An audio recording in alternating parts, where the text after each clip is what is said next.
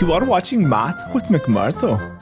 Here's your host, McMurdo. We've been talking the last couple days about division of decimals, division of decimals by whole numbers using models and pictures. And we do have some other videos of that for people who decided 1 week wasn't enough to stay home. They had to add to their vacation. So now we're going to talk about division of decimals by whole numbers using the standard algorithm. So I've got two problems up here we're going to go over. It's really important that you pay attention because the problems I give you are not going to have remainders. And if you're not paying attention, you're not going to notice that they don't have a remainder. And you're going to go, this has a remainder. Mr. McMurdo, you said they wouldn't. So make sure we're paying extra close attention. This is our dividend. That is what is being divided. This year, in 5th grade, all you're going to do is divide a decimal by a whole number. You're not going to divide a decimal by a decimal. So it's real easy if it's a division problem to figure out the decimal is the dividend and goes on the inside. So we have 8 62/100ths, and we want to put that into 5 different groups. Just like we saw with the pictures, when you used it on the interweb and you made the fractions, or the decimals, where you made 8 62/100ths, and then we had to divide them in groups, break them apart. When we are dividing decimals by whole numbers, the decimal point's going to go straight up. Once it goes straight up, I don't even need to worry about it. Now I pretend it's not in my dividend at all. So Josiah, is this answer going to be, is there going to be a number in the ones place? Yes. Yes. How do you know? Because 5 could go to 8. Because 5 can go into 8. Because 5 can go into 8. Emma, is that number in the ones place going to be greater than 1? No. Because I'm looking just at the ones place here, the whole number. I'm going to have a whole number here. So I'm going to have something in the ones place, in the ones place, the tenths place, and the hundredths place at least. I may have them in more than just the hundredths place. Now Josiah told me I'm going to go into the ones place. Emma told me it's not going to be a number more than 1 in the ones place. So that means it has to be 1 in the ones place.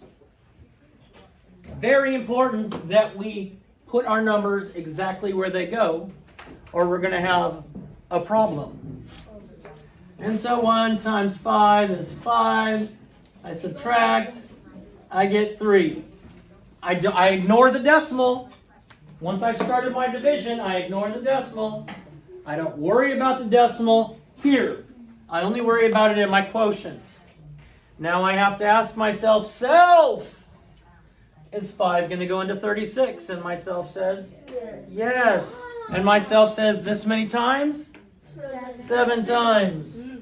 Because 7 times 5 is 35. That's right. And that gives me 1. Now I bring down my 2. So I have a number in my ones place. I have a number in my tenths place. I know I'm going to have a number in my hundredths place. 5 goes into 12 how many times? 2 times. And 2 times 5 is? 10. And I subtract, I get 2. But Mr. McMurdo, you said we can't have a remainder. You have 1,000. I can put something in the thousandths place without changing the value. If I put a 0 here, it doesn't change the value. If I put a 0 here, it doesn't change the value at all. I have 8 62/100ths, and then I gave you 0 thousandths. So I didn't give you anything, so it didn't change the value. Now I can bring this 0 down and make it a 20. So now 5 is going to go into 20 how many times? 4 times. So the answer So my answer would be 1 and 724,000. 1 and 724,000.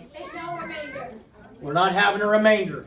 You might have one where you'd have to keep adding decimals out forever, but I would just tell you round it to the nearest hundredth, or round it to the nearest whatever, 10th. Mariska, Can't you also just take don't care about take away the remainder if No. you have, no, and then can't you also just add it in to the 2? no. Did I put 2 up here? Oh no. No.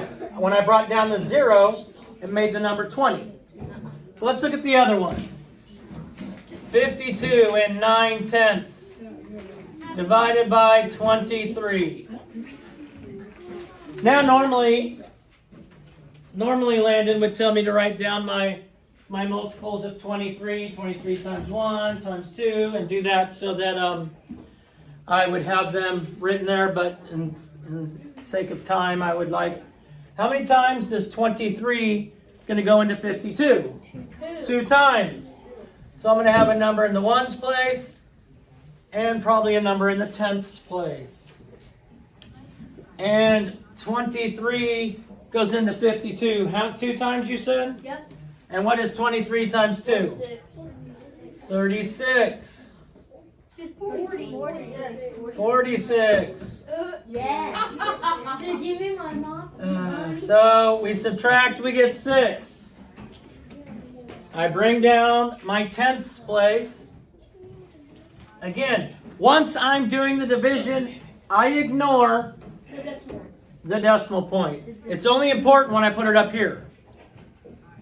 And then 23 goes into 69 3 times. And I get a 0. Okay, I'll post this. It's the first time we've done it. Oh, that looks so easy. So I'll post it. We'll do more. Just relax. Don't do it. If you want to go to it, relax. This has been Math with McMurdo. Bye bye.